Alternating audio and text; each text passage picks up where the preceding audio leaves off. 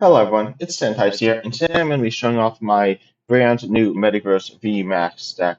Now this is a deck that I played a bunch pre-rotation using cards like Green's Exploration and a few other cards to increase your tankiness. However, there are a ton of really interesting cards that allow this deck to be very unique, very powerful at what it does. So first of all, it's focused around Metagross VMAX with its Zap Traction attack, allowing you to search for two cards and put them into your hand for just one metal energy. So very payable and very powerful. Of course, you can get hit by a card such as Marnie, but they won't play them all the time. So you'll certainly have turns where you can guarantee what you want.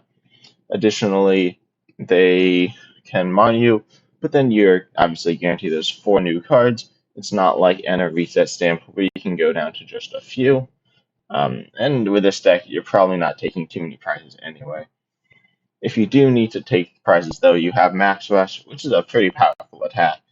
It allows you to do 100 for just a metal and a colorless, which is not particularly good. But then for your next turn, assuming you use Max Rush again, then it does 150 more. So 250 plus that original 100, dealing 350 across two turns, two-hit KOing pretty much any Pokemon out there. So this attack can be very good if you get it rolling, but keep in mind if your opponent plays boss's orders, they can stop this effect, and then you're not setting yourself up for the next turn of Zap Traction. Generally, this deck is a control deck focused around healing your Metagross and bosses ordering your opponent's cards. So let's get straight into all of the trainers that make this deck tick. As I said before, we have boss's orders allowing you to gust up one of your opponent's Pokemon. This is obviously a very powerful effect, but in this deck it is used completely defensively. You aren't really aiming to take KOs on certain Pokemon, you just want to stall something in the active.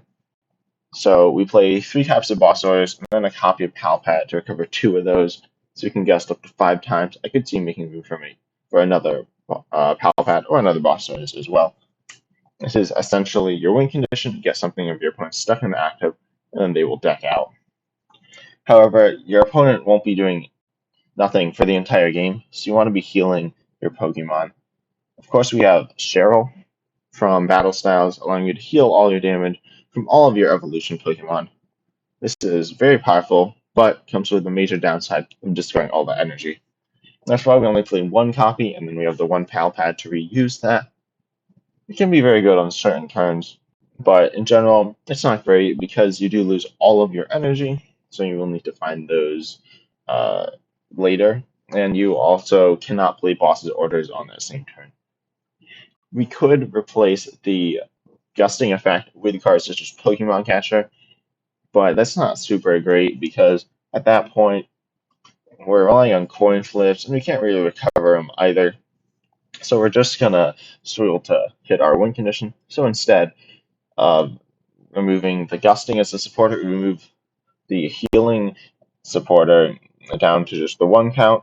Then we play a lot of other healing cards. This includes Crystal Cave, new from Evolving Skies, a very, very powerful card, allowing you to, once in your hand, on your turn, heal 30 from all of your Metal and Dragon Pokemon.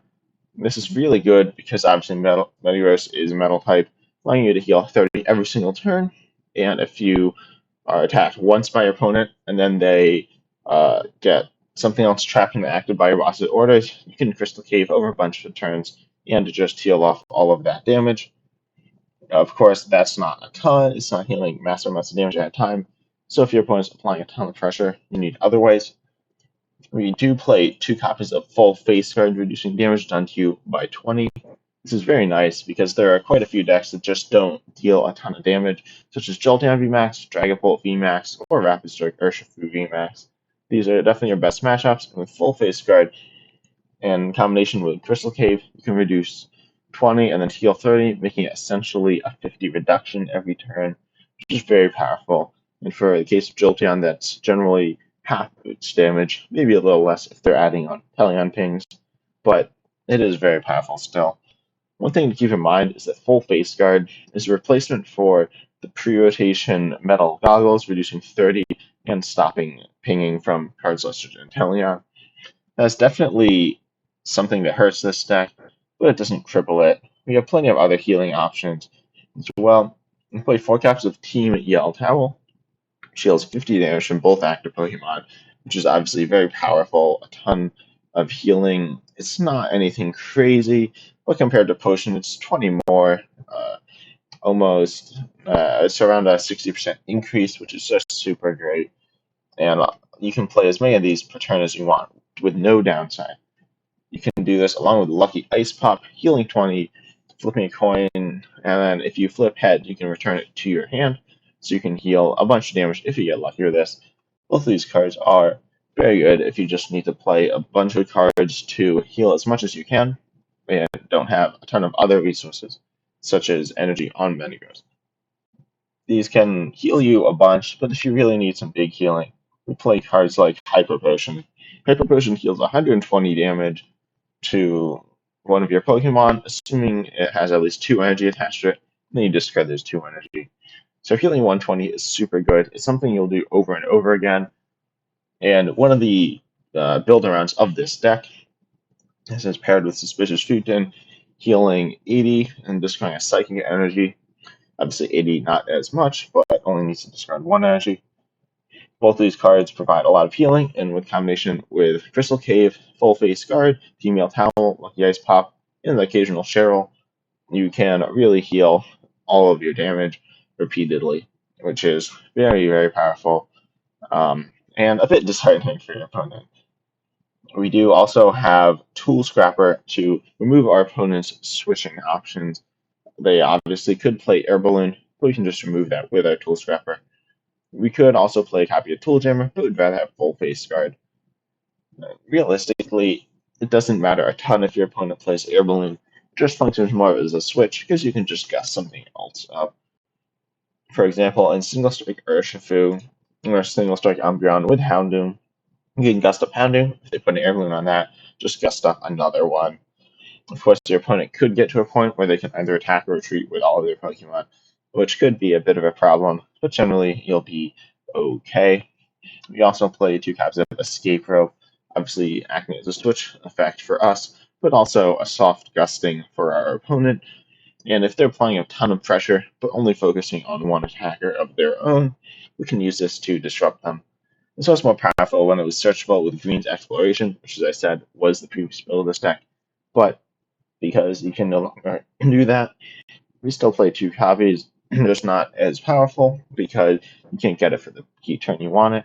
However, we do still have those 3 boss orders for the gusting.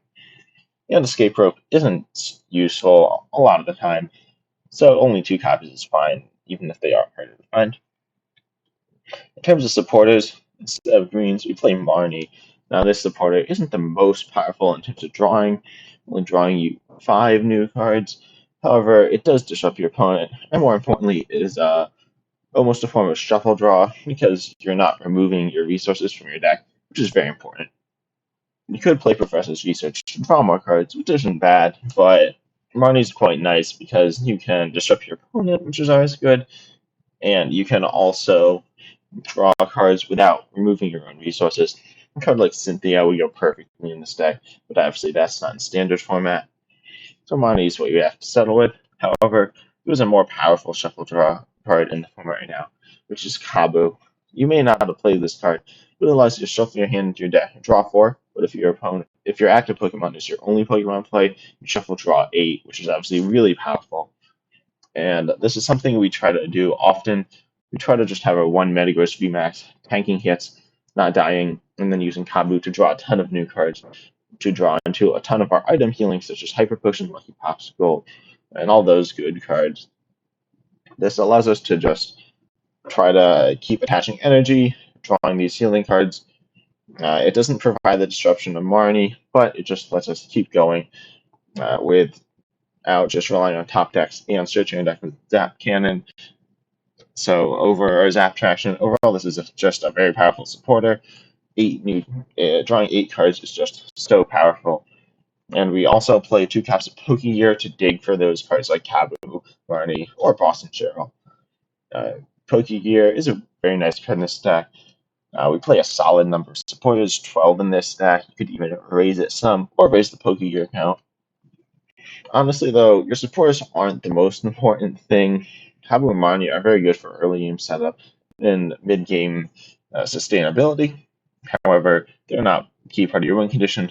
Finding boss orders is very important, but you always have Zap Traction to find what you need. The main uses of these supporters are just to keep you going during the mid game. And then we come down to our energy count, which is honestly one of the most important things about this list. As you see, we only play 2 copies of basic metal energy. We play 4 copies of coding metal energy. Coding metal energy is not the most important, and debatably you could drop some of the count to become a basic metal, but it's not a particularly big deal. Coding metal just helps against matchups such as Victini, honestly mostly that matchup, and they do play crushing hammers and sometimes fan waves, so they might be able to one-shot you. However, coating metal just is nice and provides obviously a metal attachment for the attack. You also play 4 copies of Spiral Energy. Keep in mind that Metagross VMAX is a Rapid Strike Pokemon, which is really cool. You can attach Spiral Energy. Of course, if it wasn't Rapid Strike, we could just play Aurora Energy. But Spiral Energy is better because we cannot be paralyzed, and we can also don't have to discard a card from our hand. The reason why we play Spiral Energy over Basic Metal is because Suspicious Food Tin, as I mentioned earlier, needs a Psychic Energy to discard. This is our only Psychic Energy. We play 4 copies of what could be considered Psychic Energy with a Spiral Energy, and 4 of those Suspicious Food Tins. So those are exclusively for each other. I don't want to be getting into Spiral Energies with Hyper Potion. What you do want to be getting rid of with Hyper Potion is the Rapid Strike Energy. Keep in mind that this Rapid Strike Energy obviously only fulfills water or fighting attack costs, so it could provide that colorless in your second attack, but you won't be using that too much.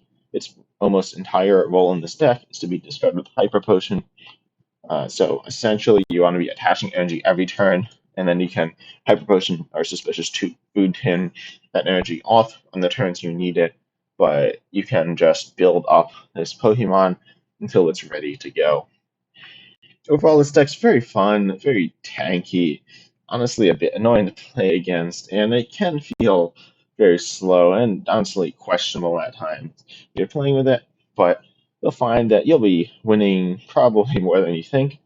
It's very interesting to play, and it's a type of control that's kind of reminiscent of Sylveon GX if you played during that era. It is very nice being able to just search your deck for whatever you want every turn. And while you are vulnerable to money, you play a solid amount of supporters, and our Pokemon shouldn't be dying too much.